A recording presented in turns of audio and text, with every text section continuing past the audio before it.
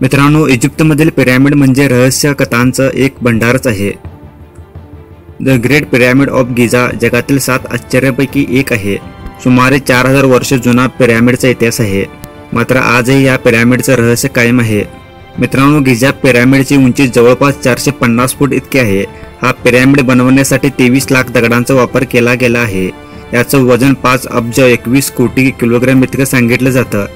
तसेच पिरॅमिडचा base 16 football मैदान इतका आहे। मित्रांनो, या पिरॅमिडमध्ये एकूण किती खोल्या आहेत याबाबत कोणालाच माहित नाही, पण यात एकूण 3 लाख खोल्या असल्याचं सांगितलं जातं। मित्रांनो, पिरॅमिडमधील एका दगडाचं वजन 2 ते 30 टन इतकं आहे।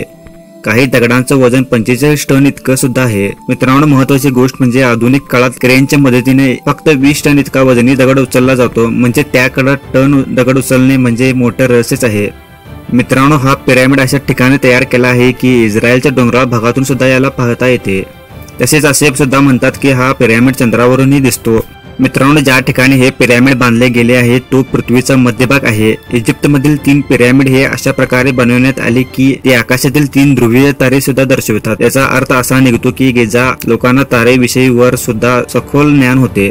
त्यांनी हे पिरॅमिडचा पाया व त्याला दिलेला आकार अशा सटीक पद्धतीने बांधण्यात आला आहे की त्यांना गणितीय व विज्ञानशास्त्राचा सुद्धा अभ्यास होता असे समजले जाते। तसेच मित्रांनो, काही ठिकाणी अशी कोरीव चित्रे आहेत ते आपल्या तंत्रज्ञानाशी अगदी मिळती-जुळती आहेत। अशा प्रकारे ती चित्रे काढण्यात आली आहेत। याच्यावर सुद्धा संशोधकांचा शोध चालू आहे। ते चित्रे आताच्या तंत्रज्ञानाच्या सारखे का काढण्यात आले असावे, का खरंच पहिल्याच्या इजिप्त लोकांचे तंत्रज्ञान हे आपल्यापेक्षा प्रगत होते का, किंवा त्या चित्रांचा वेगळा अर्थ होतो, याचा शोध अजूनही चालू आहे। मित्रांनो, काही लोक असे म्हणतात की याच्या मागे एलियन्सचा हात आहे। हे ज्ञान एलियन्सने इजिप्त लोकांना दिले असावे असे म्हणतात।